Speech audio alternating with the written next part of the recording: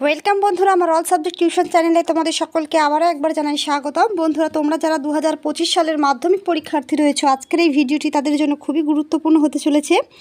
আজকে আমি এই ভিডিওতে আলোচনা করব 2 মার্কসের প্রশ্নের জন্য। 2 মার্কসের প্রশ্ন প্রতিটি অধ্যায় থেকে কিন্তু আসবে দুটি করে। মোট 16টি থাকবে, তোমাদের করতে হবে 11টি, অর্থাৎ মোট 22 নম্বর থাকছে। খুবই গুরুত্বপূর্ণ একটি বিষয়। 2 নম্বরের প্রশ্ন মোট তোমাদের 22 নম্বর থাকছে। তোমরা জানো বর্তমানে সবথেকে একটা কঠিন বিষয় হয়ে দাঁড়িয়েছে ইতিহাস। তার কারণ হচ্ছে পরীক্ষার প্রশ্নপত্র ইতিহাসে সবথেকে বেশি টাফ হচ্ছে। এমন ঘুরিয়ে ফিরিয়ে প্রশ্নগুলো আসছে, পরীক্ষার্থীরা মনে করছে যে পরীক্ষা খুবই কঠিন হচ্ছে, কোশ্চেন খুবই কঠিন আসছে, কিন্তু আদেও তা নয়। মেন বিষয় হচ্ছে প্রশ্নপত্র বুঝতে পারছে না স্টুডেন্টরা। একটা প্রশ্ন যে কত রকমভাবে ঘুরিয়ে ফিরিয়ে আসতে পারে সেই ধারণাটাই নেই স্টুডেন্টদের মধ্যে। তো সেই ধারণাটা আনতে গেলে তোমাদের জানতে হবে যে একটি প্রশ্ন কত রকমভাবে আসতে পারে। তো বিশেষভাবে বড় প্রশ্নগুলো সেই রকম ধাঁচে প্রশ্ন আসে, যে সেটা আমি একটি ক্লাসের মাধ্যমে তোমাদের বুঝিয়ে দেব।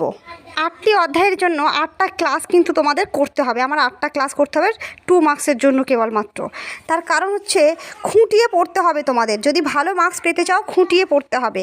সেই জন্যই বলছি, সমস্ত অধ্যায় থেকে গুরুত্বপূর্ণ বেশ কিছু প্রশ্ন আছে। তো সেই গুরুত্বপূর্ণ প্রশ্নগুলো একসঙ্গে কিন্তু একটি ভিডিওর মাধ্যমে দেওয়া সম্ভব নয়। তাই আমি তোমাদের পার্ট করে তোমাদের মোট 8টি ক্লাস দেবো 8টা অধ্যায়ের জন্য, ঠিক আছে? তো খুবই গুরুত্বপূর্ণ প্রশ্ন। আজকে আমি তোমাদের কেবলমাত্র প্রথম অধ্যায় নিয়ে আলোচনা করব। প্রথম অধ্যায় থেকে গুরুত্বপূর্ণ প্রশ্নগুলোই তোমরা আজকে খাতায় নোট ডাউন করবে। প্রথম প্রশ্ন, নতুন সামাজিক ইতিহাস কি? বিংশ শতকের দ্বিতীয়ার্ধের শুরু থেকে ইতিহাসে একটা পরিবর্তন দেখা যায়। এখানে রাজা মহারাজা বা অভিজাত সমাজের মানুষ ছাড়াও নিম্নবর্গের সাধারণ মানুষ, যেমন কৃষক, শ্রমিক, মজুর, নারী প্রমুখ সকলের আলোচনা করা হয়। এরূপ ইতিহাস চর্চা নতুন সামাজিক ইতিহাস নামে পরিচিত। নেক্সট প্রশ্ন, অ্যানাল স্কুল কি? অ্যানাল স্কুল হলো ফ্রান্সের একটি পত্রিকা গোষ্ঠী। মার্ক ব্লক ও লুসিয়েন ফেবরের উদ্যোগে annals of economic and social history নামে পত্রিকা প্রকাশের মধ্য দিয়ে এই গোষ্ঠী গড়ে ওঠে। এই গোষ্ঠীর ইতিহাস চর্চায় সমাজ, অর্থনীতি, সংস্কৃতি, সাধারণ মানুষ, পরিবার, মনস্তত্ত্ব প্রভৃতি বিভিন্ন বিষয়ে স্থান লাভ করে।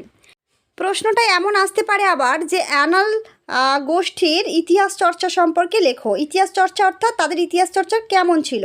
তাদের ইতিহাস চর্চায় সমাজ, অর্থনীতি, সংস্কৃতি, সাধারণ মানুষ, পরিবার, মনস্তত্ত্ব প্রভৃতি বিভিন্ন বিষয়গুলো স্থান লাভ করেছিল। নেক্সট একটি গুরুত্বপূর্ণ প্রশ্ন, ইতিহাস চর্চার উপাদান রূপে সরকারি নথিপত্রের কী ধরনের সাবধানতা অবলম্বন করা জরুরি অথবা সীমাবদ্ধতা লেখো। ইতিহাস চর্চার উপাদান রূপে অর্থাৎ আমরা বিভিন্ন সরকারি নথিপত্রগুলোকে, যেগুলো পূর্বের নথিপত্র রয়েছে সেইগুলো আমরা কি করি, ইতিহাস চর্চার ক্ষেত্রে ব্যবহার করি, ইতিহাস চর্চার একটা উপাদান রূপে ব্যবহার করি। কিন্তু সেক্ষেত্রে কিছু সাবধানতা অবলম্বন করতে হয়, কিছু সীমাবদ্ধতা থাকে। তো সেটাই আমরা দেখব। বেশিরভাগ সরকারি নথিপত্রগুলি ত্রুটিমুক্ত নয়। এছাড়া অনেক ক্ষেত্রে দেখা গেছে গোয়েন্দা ও পুলিশ রিপোর্ট হয় বিকৃত বা ভুলে ভরা ও একপেশে।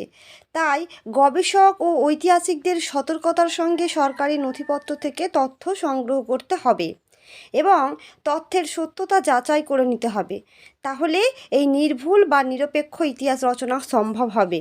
নেক্সট প্রশ্ন, বর্তমানে কোনো দেশ বা জাতির জীবনে খেলাধুলার গুরুত্ব কী? উত্তর, খেলাধুলার মাধ্যমে কোনো দেশ বা জাতির জাতীয়তাবাদ, সাম্প্রদায়িকতা বা বিভিন্ন সামাজিক দিক প্রকাশ পায়। এছাড়াও বিভিন্ন দেশ ও জাতির মধ্যে যোগাযোগ ও সম্পর্ক নির্ধারণে খেলাধুলার বিশেষ ভূমিকা রয়েছে।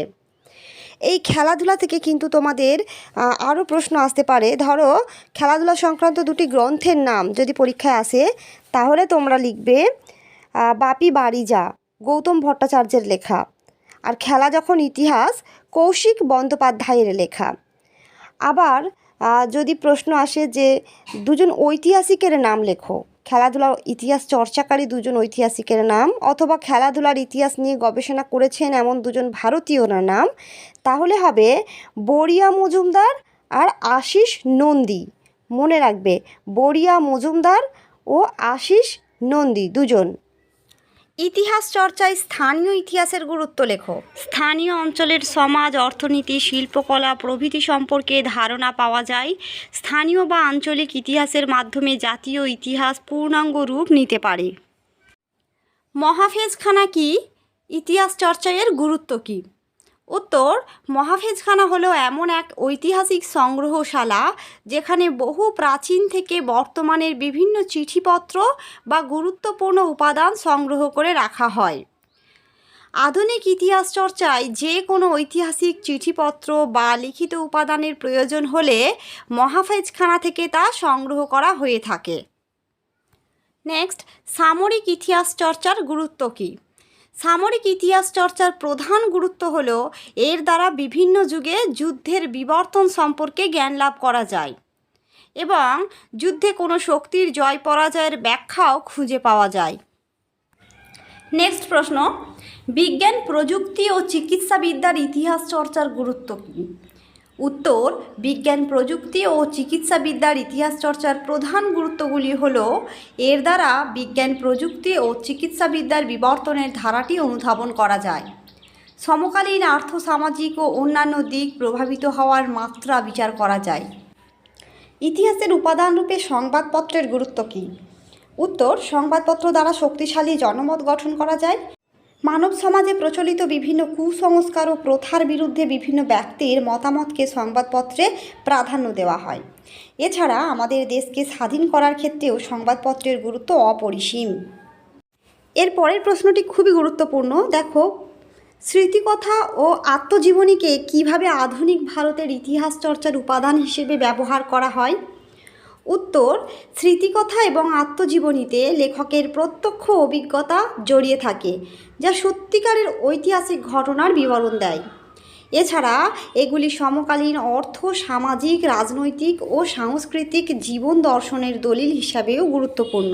প্রশ্নটি তোমাদের 2018 সালের মাধ্যমিক পরীক্ষায় এসেছিল।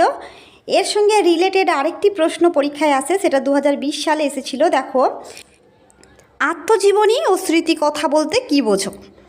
যখন কোনো মানুষ নিজের জীবনের ঘটনাবলী বইয়ের আকারে লেখে তাকে বলা হয় আত্মজীবনী।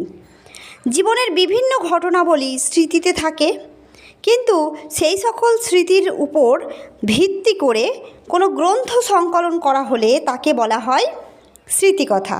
যেমন বিপিনচন্দ্র পালের লেখা আত্মজীবনী 70 বৎসর, মণিকুন্তলা সেনের লেখা স্মৃতিকথা সেদিনের কথা একটা স্মৃতিকথা এবং 70 বৎসর একটা আত্মজীবনী। এছাড়াও রবীন্দ্রনাথের লেখা জীবন স্মৃতি হচ্ছে একটা আত্মজীবনী। সরলা দেবী চৌধুরানীর লেখা জীবনের ঝরা পাতাও একটা আত্মজীবনী। তো বন্ধুরা, আজকের মতো ভিডিওটি এখানেই শেষ করছি। দেখা হচ্ছে নেক্সট ভিডিওতে।